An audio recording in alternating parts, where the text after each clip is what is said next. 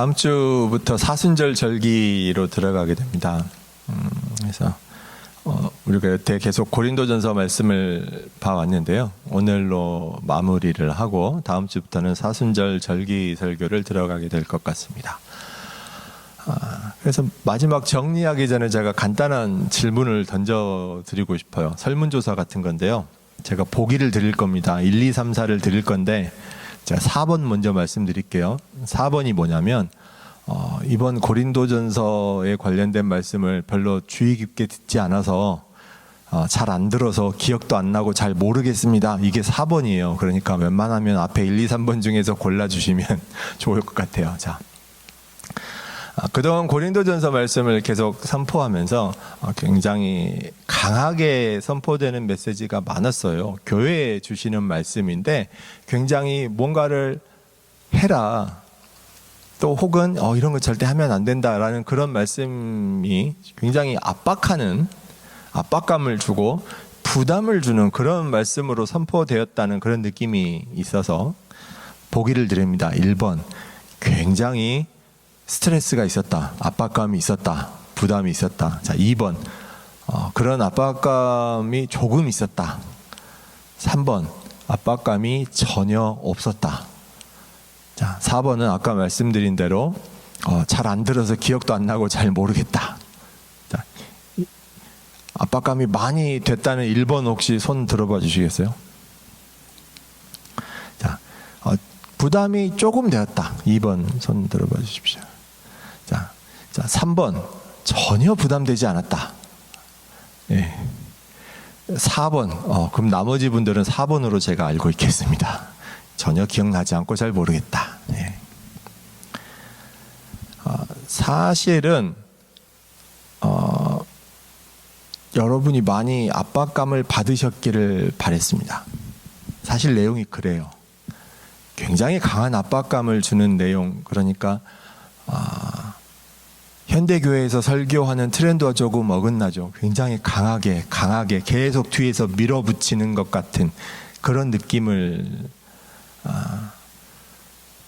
주게 됩니다. 사실 고린도전서의 내용이 그런 부분이 좀 있어요. 그래서 부담을 받으셨기를 바랍니다.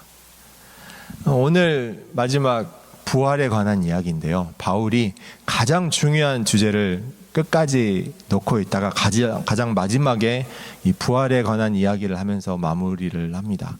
그 이전에도 다 중요한 이야기들이 나왔고 중요하지 않은 문제가 하나도 없었지만 그 모든 것을 무의미하게 만들어버리는 거예요. 만약 너희가 부활을 믿지 않으면 아무것도 필요 없어. 아무것도 필요 없어. 좀 극단적으로 표현하면 교회 뭐하러 다녀? 다닐 필요 없어. 교회 오지 마. 예수님을 안 믿는데 부활을 안 믿는데 교회 올 필요가 뭐가 있어? 라는 거예요. 부활을 안 믿으면 세상에서 가장 불쌍한 자라는 거죠. 이게 무슨 뜻이냐면요. 그러니까 부활을 믿는, 예수 그리스도의 부활을 믿는 성도라면 당연히 불쌍하게 살아야 돼. 이게 아닙니다. 그게 아니고 우리의 삶에서 내가 투자하는, 내가 사용하는 내 시간, 내 재능, 내 노력, 나의 모든 것, 물론 돈도 포함입니다. 내가 쓰는 돈, 뭘 위해서 쓰는가요? 예수님의 부활을 믿는 자라면 당연히 하나님의 나라를 위해서 사용하는 거예요. 내 시간과 내 재능과 내 노력과 나의 모든 것을, 나의 돈을 하나님을 위해서 쓰는 거예요. 무엇을 바라보고? 하나님의 나라와 부활을 바라보고. 그런데 부활이 가짜래요. 그러면 어떻게 됩니까? 거짓말에 속아서 내 모든 것을 헛되이 써버린 거예요. 그러니까 세상에서 가장 불쌍한 자죠. 지금 세상을 사는 나의 삶이 얼마나 기쁘고 행복하고 슬프고 외롭고 이런 거하고 상관없는 거예요. 내가 무엇을 바라보고 무엇을 소망하고 어떤 것을 마음에 품고 살아가는 거죠. 내가 뭘 위해 살고 나의 시간을 무엇을 위해 쓰고 내 돈을 무엇을 위해 사용하고, 내가 부활을 믿고 부활을 위해서 하나님의 나라를 위해서 내 시간과 돈과 나의 모든 것을 바쳤는데 부활이 사실이라면 당연히 거기에 보답받는 것이고 부활이 가짜라면 세상에서 당연히 제일 불쌍한 자이죠. 말씀을 선포하는 저는 뭐가 되겠습니까? 당연히 거짓 증인이 되는 것이죠. 그 이야기입니다. 자, 이 말씀이 여러분에게 위로가 되십니까? 부담이 되십니까? 사실 위로가 될 수도 있고요, 부담이 될 수도 있습니다. 고린도전서 앞에 나왔던 그 모든 내용들을 기억해 보십시오. 지혜에 관련된 내용, 능력에 관련된 내용, 뭐 여러 가지 성도들 간의 관계에서 사람을 판단하면 절대 안 되고 죄를 판단해야 된다는 그런 내용, 모든 것은 교회 공동체가 책임을 져야 된다는 내용. 야, 나 혼자만 잘 사는 것도 힘든데, 나 혼자만 하나님 앞에 바로 서는 것도 힘든데 남까지 어떻게 신경 씁니까? 같은 교회라고 해도. 근데 아니라잖아요. 교회 공동체가 다 같이 책임을 지는 거라고. 와, 그걸 어떻게 합니까? 아니, 사회적 관습에 관한 내용, 가치관에 관한 내용, 은사에 관한 내용, 직분에 관한 내용, 그런 모든 것들이 다 교회를 위해서 그렇게까지 사는 건 너무나 힘든 일인 것 같습니다. 말도 안 되게 그건 너무 피곤한 일이고요, 안 맞는 일입니다. 그런데 그 마지막에 기다리고 있는 게 부활이라는 거예요. 정말 앞에 말한 내용 다 지키려면 정말 힘들겠지. 근데 너희에게 기다리는 게 부활이 있어. 예수님의 부활이 있어 라고 위로하는 내용이 될 수 있고요, 반대로 또 이렇게 받아들일 수도 있습니다. 야, 너 부활 못 믿는 거야? 부활 안 믿어? 너 이거 부활을 믿으면 당연히 할 수 있는 거야. 네 믿음에 믿음이 있으면, 네 신앙에 부활을 바라보는 소망과 믿음이 있으면 당연히 참고 인내하고 견디고 해야지 라는 식의 부담으로 받을 수도 있습니다. 그러니까 위로가 될 수도 있고 부담이 될 수도 있죠. 여러분은 어느 쪽 계십니까?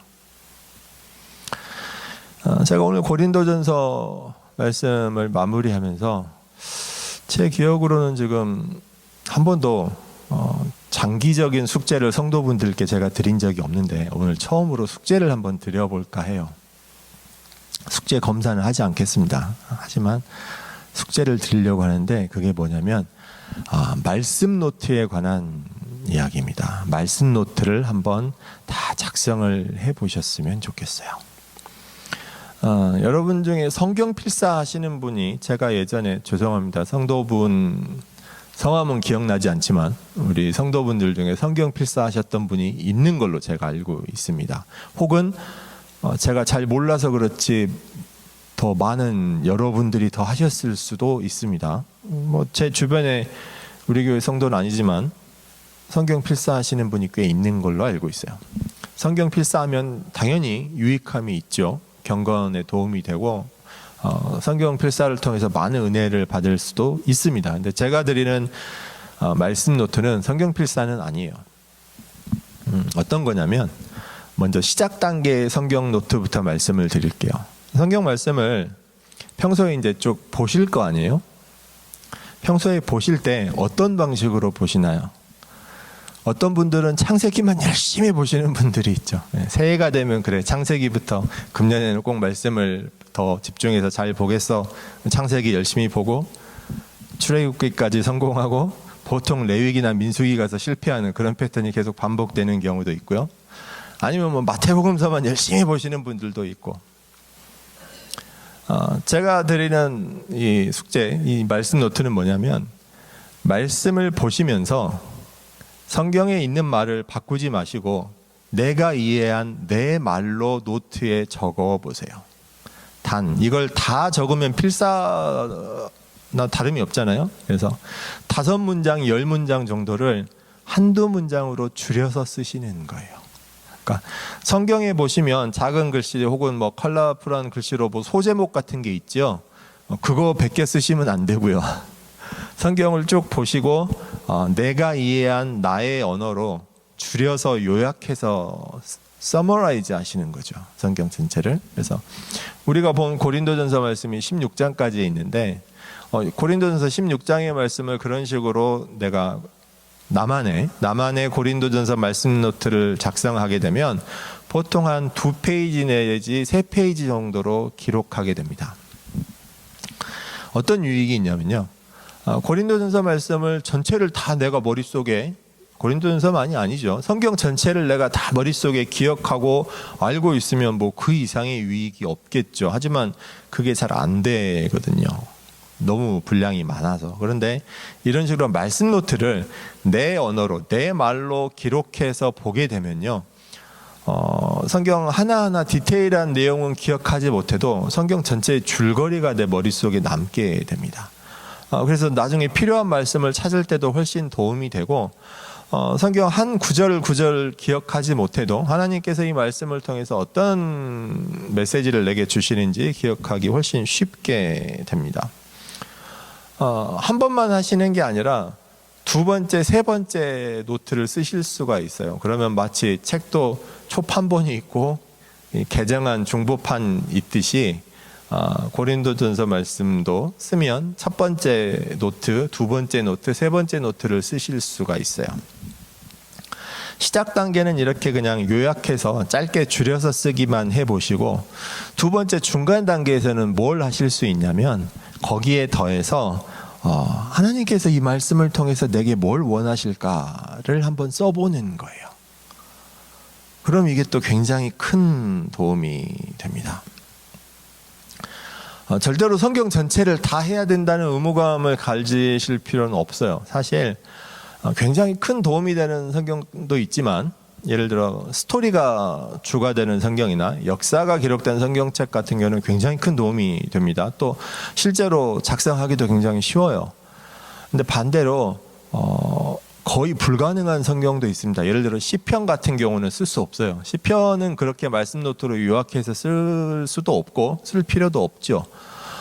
그런 식으로 성경 전체를 다 해야 된다는 의무감이 아니라 일단 한 권 한 권 시작하시는 거예요. 뭐 짧은 서신서부터 시작하셔도 좋고, 비교적 서신서보다 복음서는 훨씬 더 어렵습니다. 근데 복음서도 굉장히 큰 은혜가 되죠. 똑같은 서신서라도 뭐 로마서 같은 경우는 거의 어렵습니다. 그렇게 조금 로마서는 다른 방식으로 써야 하고요. 이런 식으로 쓰다가 마지막 고급 단계에서는 뭘 쓰시냐면 말씀 노트에서 내 생각을 써보는 거예요. 이 말씀에 대한 내 생각, 그리고 실제 내 살아온 인생에 비추었을 때 하나님께서 내게 어떤 은혜를 주셨는지, 혹은 내가 이 말씀으로 어떤 회개를 하였는지, 혹은 또 이 말씀으로 내가 어떤 도전을 받았는지, 혹은 내가 이 말씀을 통해 하나님께 어떤 소망을 품게 됐는지 노트에 한번 써보시는 거예요. 그러면 나중에 그런 시작 단계와 중간 단계, 마지막 고급 단계 노트를 보면요, 내 신앙이, 내 믿음이 어떻게 자라는지가 보이게 됩니다. 그리고 전에는 똑같은 말씀을 보더라도 알 수 없었던, 이해하지 못했던 것들을 성령께서 알려주세요. 그래서 이런 말씀 노트는 정말 제가 강권해서 한번 권면해 드립니다. 꼭 한번 기록을 해보세요. 오늘 이번에 본 고린도전서를 쓰시라는 게 아니라, 물론 고린도전서 하셔도 괜찮아요. 근데 너무 길지 않은 서신서부터 짧게 한번 시작해 보시면 정말 큰 도움이 되시리라고 생각을 합니다. 그래서 말씀 노트를 꼭 작성을 해 보시기를 당부드립니다. 숙제 검사는 하지 않겠습니다. 자, 이런 식으로 말씀 노트를 쓰게 되면요, 고린도전서에서도 어떤 흐름이 보이는데 몇 가지 흐름이 보여요. 그 중에 하나가 이렇게 바울이 굉장히 강하게 푸시하는 것 같다, 고린도 교회에 강력한 메시지를 계속 연속으로 선포하는 것 같다라는 느낌을 받게 됩니다. 그런데 또 다른 하나가 뭐가 있냐면, 저는 오늘 본문 말씀을 통해서 바울의 인생 고백인 것 같다라는 느낌을 받게 됩니다. 물론 이것은 고린도전서만이 아니라 바울의 다른 서신서를 다 그렇게 말씀 노트를 써보면 그 서신서마다 흐름이 있거든요. 그래서 그런 과정을 통해서 종합적으로 받게 되는 느낌이기는 합니다만, 바울이 고백하는 거예요. 9절에서 말하지 않습니까? 나는 사도 중에 지극히 작은 자라는 것이죠. 왜 이런 고백이 나오냐면, 우리가 다 사도행전을 통해서 바울의 기록들을 봤죠. 바울은 먼저 유대인 출신으로 교회를 핍박하던 자였잖아요. 그리고 하나님께서, 예수님께서, 부활하신 예수님께서 바울을 만나 주셨죠. 이 순서가 굉장히 중요한데요. 바울이 회개하고 하나님이 용서하고 불러주신 게 아닙니다. 바울은 여전히 죄 가운데 있었고 교회를 핍박하고 있었고 사람들을 붙잡아서 죽이기 위해서 열심히 수고하고 애를 쓰고 있는데 예수님이 그냥 불러주신 거예요. 바울아 바울아 네가 왜 나를 핍박하느냐 하면서, 안 그래도 교회를 더 열심히 핍박하기 위해서 애쓰는 바울을 하나님이 만나주신 거죠. 그러니까 회개해서 은혜를 만난 게 아니라 그냥 하나님의 은혜가 회개하기 전 상태인 바울에게 임했고 그 이후에 바울이 회개한 겁니다. 이게 뭘 상징하냐면 우리 이방인의 복음을 상징하는 거예요.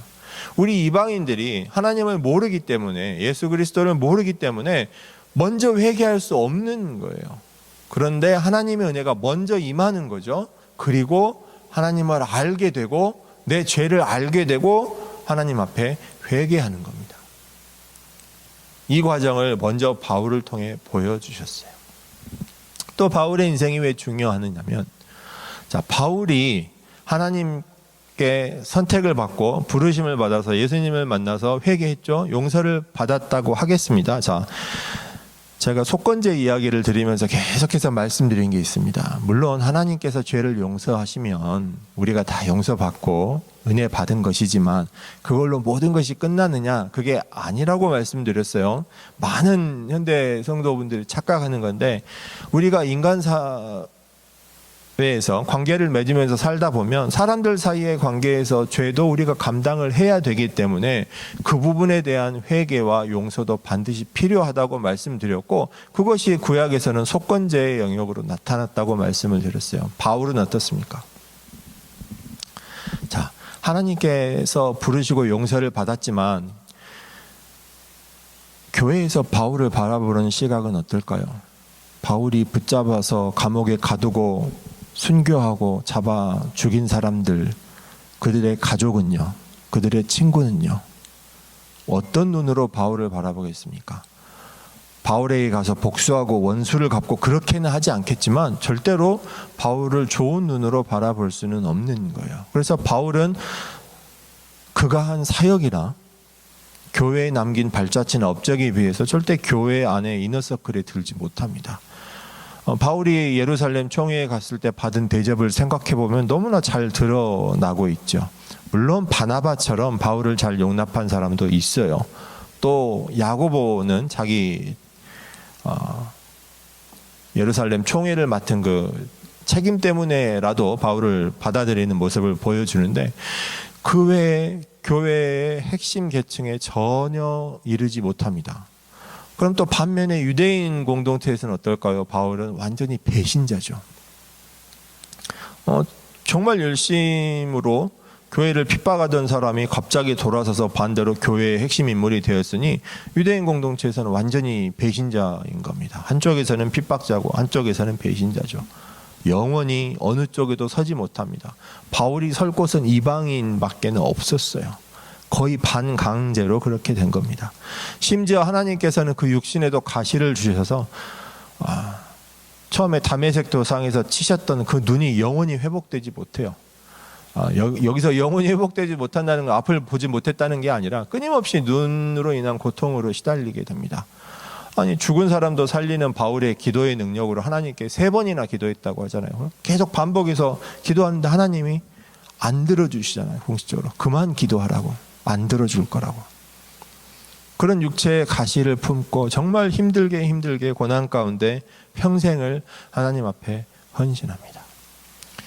고린도전서에서 바울이 어떤 비유를 사용합니까? 달리기 경주의 비유를 써요. 이거 정말 특별한 비유입니다. 달리기 경주하면서 야, 누가 상 받는지 알잖아 너희. 결국 상 받는 건 끝까지 달린 사람이 상 받는 거야. 결국 상 받는 건 1등한 사람이 상 받는 거야.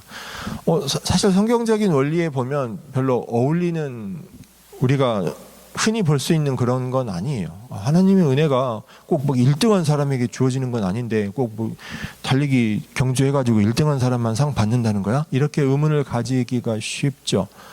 근데 바울은 고린도전서를 통해서 주는 메시지 보면 계속해서 달리라는 것 같아요.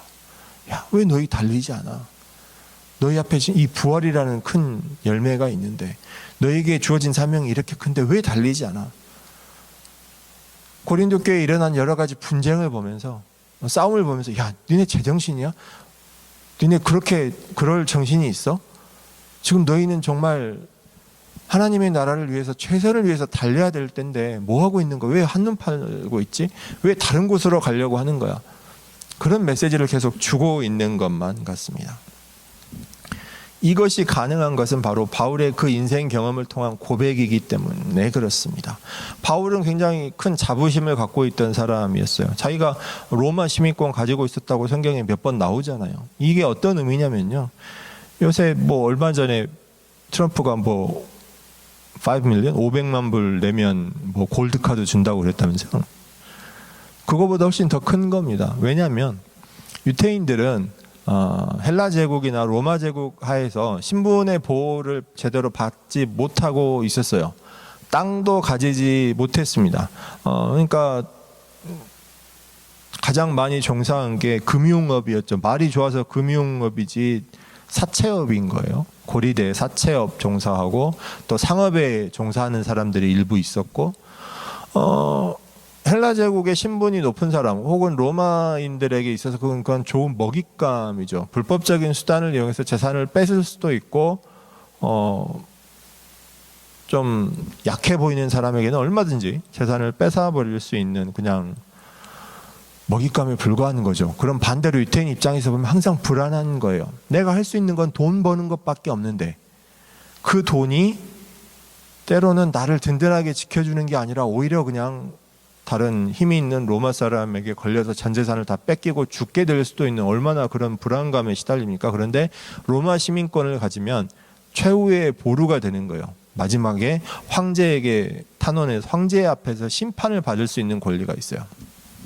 황제 앞에서 재판을 받을 수 있는 권리가 있기 때문에 로마 시민권을 가진 유태인에게는 함부로 할 수가 없는 거죠. 그러니까 얼마나 바라는 거겠어요.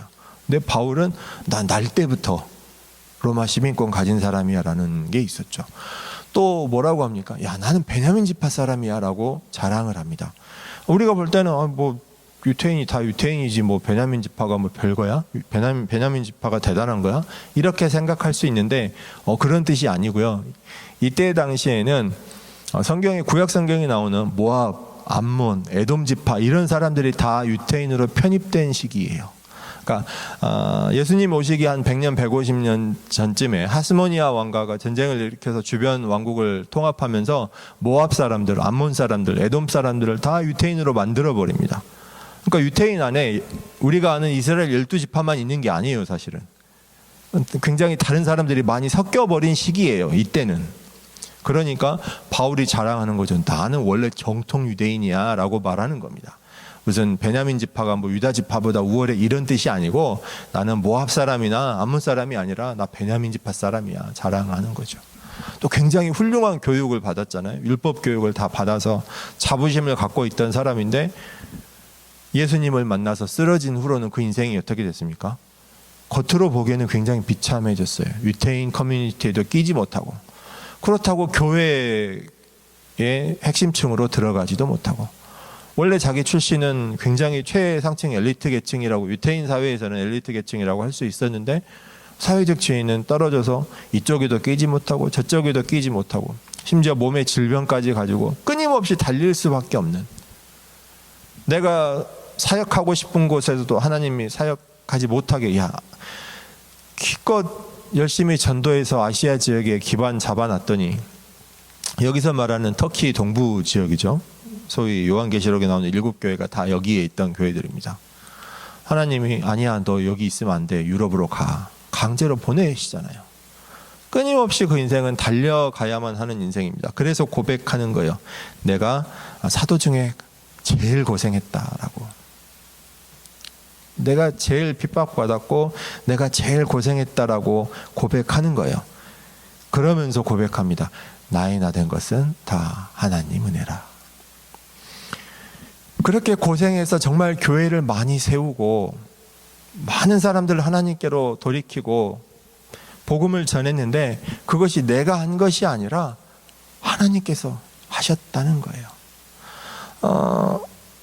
저는 장로교회 목사입니다. 장로교회에서 흔히 잘 모르고 이야기하시는 분들이 장로교회 특징을 하면서 예정론을 이야기하시는 분들이 간혹 있어요. 사실 현대신학에서 예정론 이야기 자체를 잘 하지 않습니다. 근데 여러분이 잘못 오해하시면 어떻게 되냐면, 하나님께서 창세 전부터 구원할 사람들을 탁탁탁 정해 놓으셨다. 택함 받지 못한 사람은 구원받지 못한다. 이런 식으로 오해하실 수 있는데 아니에요. 뭐냐면 하나님께 있는 시간 개념과 우리가 생각하는 시간 개념은 전혀 다른 겁니다. 제가 한때 그 물리학 쪽에 관심이 있어서 그쪽 시간에 관련된 개념을 열심히 공부해 본 적이 있는데 정말 이해하기 힘들었습니다. 제가 문과 출신이라서 그럴 수도 있지만 정말 이해하기가 쉽지 않았어요. 근데 인간이 만든 학문조차도 그렇게 이해하기 쉽지 않은데 하나님이 만드신 시간을 우리가 온전히 이해할 수 없어요. 하나님께서 한국과 캐나다에 동시에 계시다고 하면 우리는 그게 뭔지는 모르지만 그런가 보다라고 이해할 수 있습니다. 그런데 하나님께서 100년 전과 지금과 100년 후에 동시에 계시다고 하면 우리는 그게 뭐지? 그게 안 돼, 그게 불가능합니다라고는 안 하겠지만 뭐 하나님이니까 가능은 하겠지만 그게 뭔지 잘 이해 못할 겁니다. 그게 우리가 가진 시간 개념의 한계예요. 가끔 영화 같은 거 보면 우주에서 막 잠깐 갔다 왔는데 한쪽에서는 수십 년 지나버린 그런 것도 보지 않나요? 하나님의 시간관념은 그런 겁니다. 1000년이 하루 같고 하루가 1000년 같다는 성경 말씀이 그런 것이죠. 창세전부터 나를 택하셨다는 고백은, 바울이 오늘 하는 나의 나 된 것은 다 하나님 은혜라는 고백은 정말 하나님께서 성령을 통해서 알려주신 거예요. 정말 많은 고난을 경험하고 내 전심을 다해서 달려서 교회를 향해서 헌신한 이후에 돌아보니 하나님께서 알려주시는 것이 다 하나님의 은혜였구나라는 고백입니다. 내 인생을 정말 살아보고 내 인생을 돌아보니 내가 하나님의 은혜를 받을 자격이 없었는데 돌아보니 진짜 하나님께서 나를 창세전부터 택하셨구나라는 고백입니다.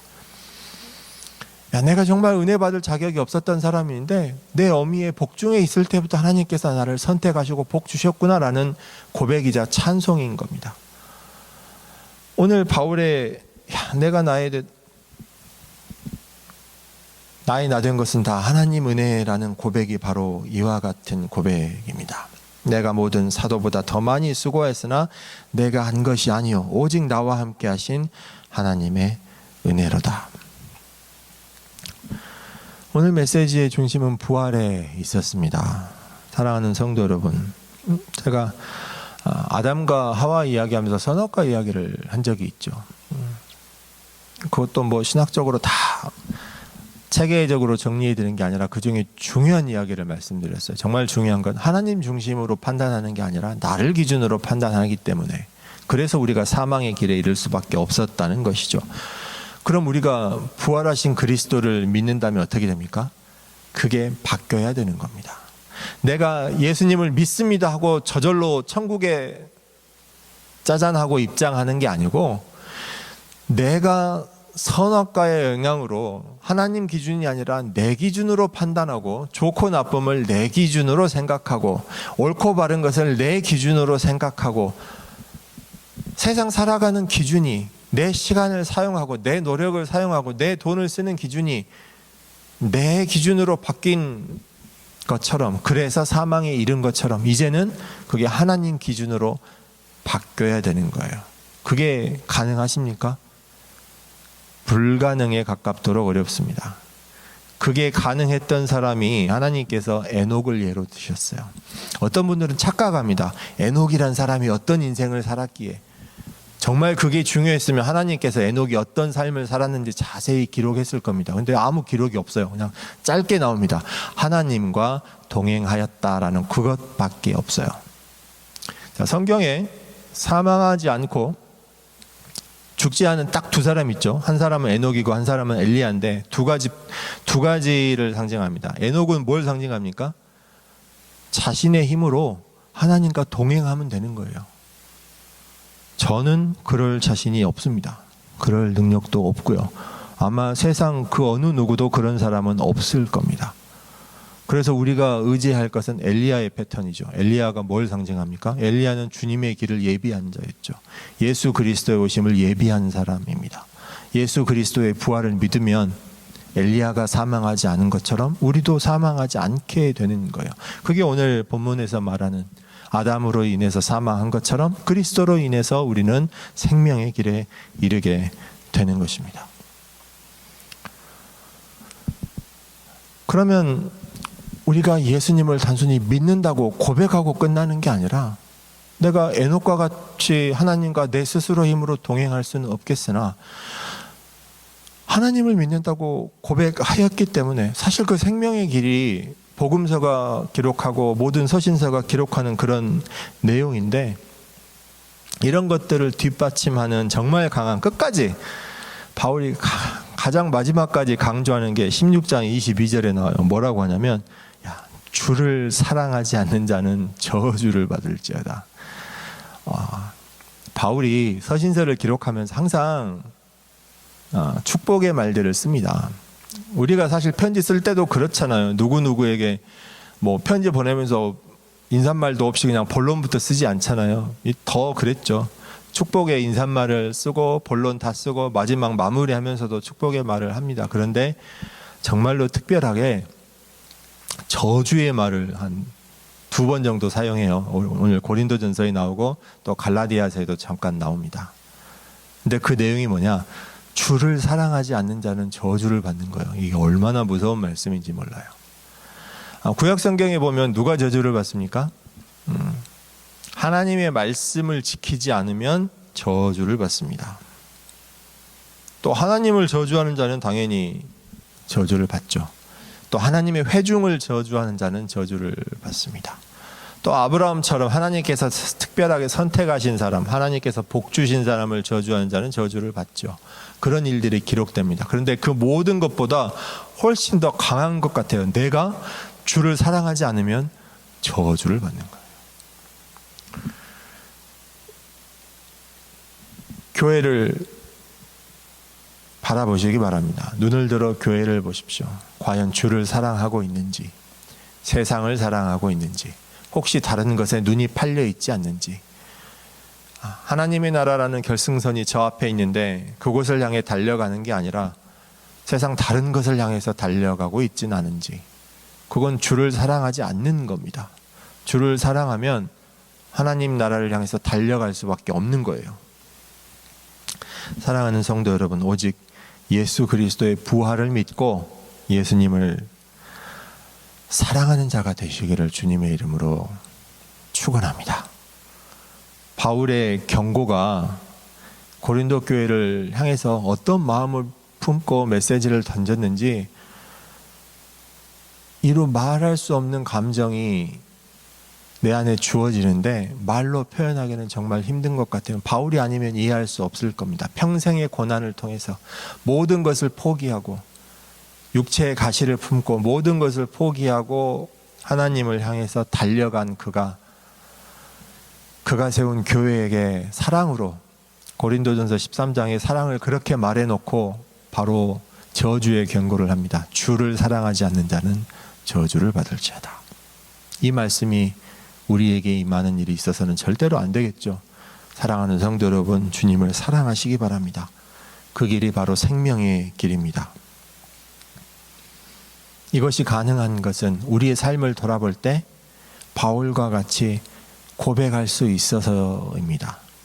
내가 많은 일을 했더라도 혹은 내가 별다른 일을 하지 못했더라도 내가 많은 죄 가운데 살아왔더라도 혹은 별다른 죄를 짓지 않고 그냥 열심히 살았더라도 각자의 삶에 주어진 하나님의 은혜를 돌아보며 고백하는 것이죠. 나는, 내 삶은, 내 인생은, 내가 지금까지 살아온 모든 것은 나의 나 된 것은 다 하나님의 은혜라. 이와 같이 찬송하시면서 주의 말씀을 마치려고 합니다.